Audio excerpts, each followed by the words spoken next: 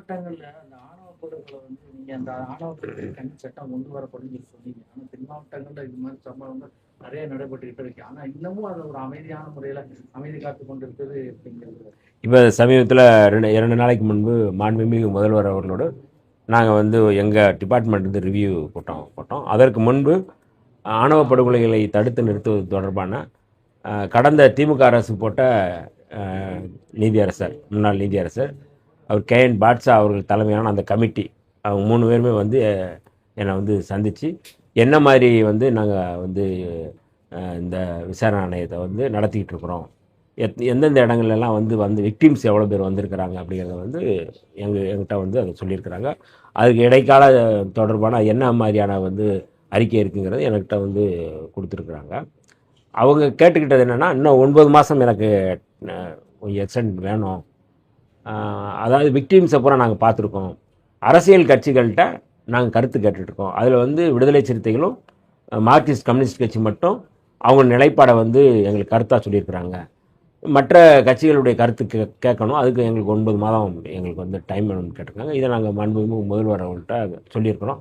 அதனால் KN பாட்ஷா அவர்களுடைய அந்த அறிக்கையின் அடிப்படையில், ஏன்னா நான் வந்து சட்டப்பேரவையில் முதல்ல பேசும்பொழுது அந்த ஆணவ படுகொலைகளை தடுத்து நிறுத்துவதற்கு தனி சட்டம் வேணும்னு கேட்டு தான் நான் பேசினேன்.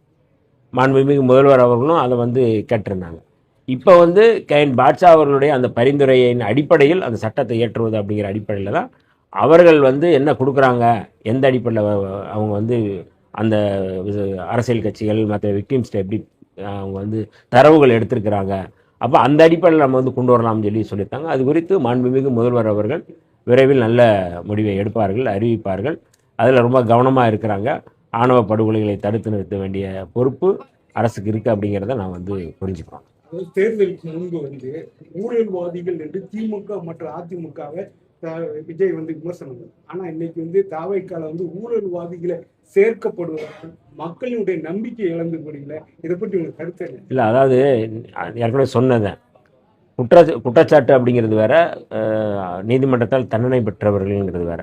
எந்த ஒருவரும் வந்து நீதிமன்றத்தால் தண்டனை பெறுவதற்கு முன்பு குற்றச்சாட்டு யார் வேண்டுமானாலும் குற்றச்சாட்டு சொல்லலாம், போகிற போக்கில் சொல்லிட்டு போகலாம். தண்டனை பெறுவது தொடர்பாக தண்டனைக்கு பிறகுதான் அது குறித்து பேச முடியும்.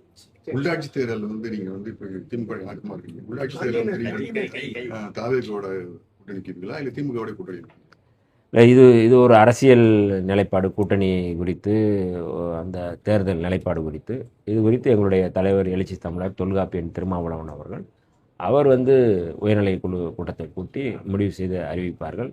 எல்லா முடிவும் அரசியல் எடுக்கின்ற எல்லா முடிவும் எங்களுடைய தலைவர் அவர்கள் அறிவிப்பார்கள். இப்போ இந்த ஹாஸ்டல்லாம் நிறைய சீட்டு வந்து மாணவிகளுக்கு கிடைக்காம ரொம்ப குறைவா இருக்குன்னு சொல்லி நிறைய அதுக்கு எதுக்காக முயற்சி என்ன பள்ளி மாணவி சேர்க்கை வந்து அதிகமாக தேவைப்படுது. அதனால அவங்க வந்து நிறைய வந்து ரிஜெக்ட் பண்றாங்க. இப்போ கூட கோயில்பள்ளியில கூட ஒரு மாணவி ஒரு பிரச்சனை ஆகி சீட்டு கிடையாம வந்து ஒரு பிரச்சனை ஆகிடுச்சு. அதே மாதிரி தமிழ்நாடு வரும் இதே மாதிரி சூழ்நிலை இருக்கு. இந்த அதிக மாணவிகள் அதிக சீட்டு இப்போ நிறைய இடங்களில் வந்து விடுதி கட்டணும்னு சொல்லி கோரிக்கை வச்சுருக்காங்க. இப்போ கோயில்பட்டியில் கூட கல்லூரிகள் இருக்குது, ஆனால் கேர்ள்ஸ் ஹாஸ்டல் இல்லைங்கிற ஒரு கோரிக்கையை வச்சாங்க. இது வந்து கடந்த காலத்தில் வந்து கோரிக்கை வச்சது நடைபெறாமல் இருக்குது. இப்போ எங்கள்கிட்ட சொல்லியிருக்காங்க, கட்டாயம் வந்து கோயில்பட்டியில் ஒரு ஹாஸ்டல் வந்து கட்டுவதற்கு நாங்கள் வந்து அதற்கான பரிந்துரையை நாங்கள் வந்து கொடுப்போம்.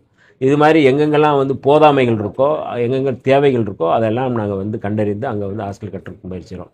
இந்த கல்வியாண்டில் எல்லா இடங்கள்லையுமே வந்து ஹாஸ்டல் கிடைக்கல அப்படிங்கிறவங்களுக்கு நாங்கள் அதுக்கு பக்கத்தில் இருக்க எங்கெங்கே இருக்கோ அங்கெல்லாம் வந்து நாங்கள் சேர்த்து விட்றதுக்கு முயற்சி பண்ணுறோம். சில இடங்கள் ரொம்ப தூரமாக இருக்குது, நாங்கள் போக முடியலன்னு சொல்கிறாங்க. அப்போ அவர்களுக்கு அருகாமையில் இருக்கிற இடங்களில் அகாமடேட் பண்ண முடியுமா நாங்கள் வந்து பார்க்குறோம். இது வந்து தலைமைச் செயலகத்தில் வந்து மனு கொடுத்ததின் அடிப்படையில் மாணவ மாணவியருடைய கோரிக்கையின் அடிப்படையில் நம்ம வந்து சொல்கிறோம். இன்னும் யாராரு வந்து விடுதியில் கிடைக்கல அப்படின்னா அவர் எங்கள் கவனத்துக்கு கொண்டு வந்தாங்கன்னா உடனடியாக அவர்களுக்கு விடுதியில் சேர்ப்பதற்கு நாங்கள் முயற்சி